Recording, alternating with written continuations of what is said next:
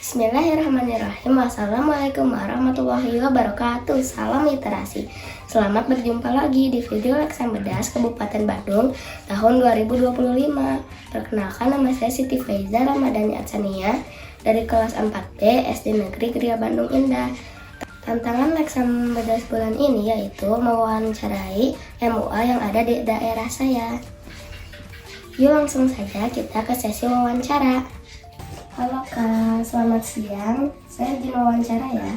Ya, boleh. Boleh perkenalkan diri dan sebagai profesi apa? Oke, perkenalkan saya Alia Putri, domisili Bandung. Di sini saya berprofesi sebagai MUA. Usia saya 20 tahun. Sejak kapan mulai suka merias wajah? Sejak saya berusia 16 tahun atau di tahun 2020 atau 2021. Kenapa memilih menjadi tukang rias? Karena dari dulu saya memiliki hobi untuk merias wajah.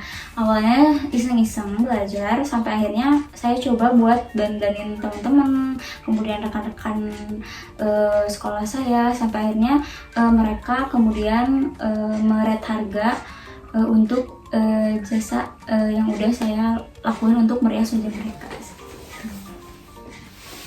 Biasanya merias orang untuk acara apa saja? Untuk saat ini saya merias make up untuk acara wisuda, kemudian acara pernikahan tapi untuk bridesmaid-nya, atau mungkin acara tunangan, lamaran, dan juga acara ringan. Jadi berbagai acara, tapi kalau untuk sampai acara wedding belum kesana. Berapa tarif yang diberikan untuk jasa riasnya? Untuk tarifnya itu tergantung acara yang akan dilaksanakan. Cuman dari saya itu ngeret harga dari mulai 85.000 sampai di 200.000 untuk satu orangnya. Berapa lama waktu yang dibutuhkan untuk merias satu orang? Sebenarnya untuk waktunya itu nggak bisa ditentukan, tergantung dari request atau wajah orang tertentu. Cuman rata-rata saya ambil rata-ratanya kalau nge-make up itu di waktu 1 sampai 1,5 jam. Lama-lama bisa sampai 2 jam. Apa bagian paling seru saat merias wajah? Mungkin bagian paling seru dalam merias wajah itu bagian mata, karena menurut saya bagian mata itu adalah bagian yang ketika kita lihat itu paling menonjol jika riasannya itu indah. Jadi kalau di make up itu rata-rata kalau nggak mata biasanya bibir, dan menurut saya yang paling seru itu di bagian mata karena kita bisa berkreasi banyak gitu di bagian sana. Apa yang paling sulit saat merias wajah orang? Yang paling sulit sejauh saya merias selama ini adalah alis, karena bagian alis atau eyebrow itu posisi kanan dan kirinya itu harus simetris. Jadi kayak kita ngegambar sesuatu yang sama antara kanan kiri itu harus sama. Apalagi ini kan kita ibaratnya menggambar di wajah orang ya. Jadi itu menurut saya jadi tantangan dan yang paling sulit sih di antara yang lainnya. Oke. Bagian apa yang paling mudah saat merias wajah? Yang paling mudah menurut saya adalah ngasih blush on, karena blush on tuh cukup mudah ya, nggak ada harus emang nggak semudah kayak langsung aja diwarnain. Ada ilmunya juga, cuman di antara yang lainnya blush on mungkin yang paling mudah. Pernah nggak salah make up? Pernah, mungkin di bagian eyeliner mungkin salah apa ya. Jadi tiap orang tuh punya bentuk mata yang berbeda-beda. Nah, kita tuh harus kenal bentuk matanya seperti apa supaya kita bisa ngasih eyeliner yang kalau misalnya nih matanya sipit, itu kan kita eyelinernya harus tipis-tipis. Kalau tebal-tebal juga percuma, karena kayak mata monolit itu kan nanti ke dalam ya matanya. Nah, itu kalau kita sampai salah itu gagal jadinya. Dan aku pernah sih ngalamin hal itu juga, dan itu jadi tantangan buat aku karena harus hapus lagi, harus mulai lagi dari awal gitu, dan itu cukup menguras waktu. Kalau mau jadi MUA harus belajar dari mana? Sebenarnya untuk jadi MUA itu kita bisa belajar otodidak. Apalagi kalau kita dasarnya udah suka sama tata rias.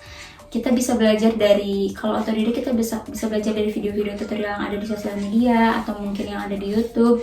Tapi untuk lebih spesifiknya mungkin kita bisa ikut kursus. Banyak kok kursus-kursus yang ada di Bandung, yang ada di sosial media yang harganya cukup terjangkau. Tapi untuk awal pemula boleh juga kita untuk lihat tutorial yang ada di sosial media atau di YouTube juga kayak gitu.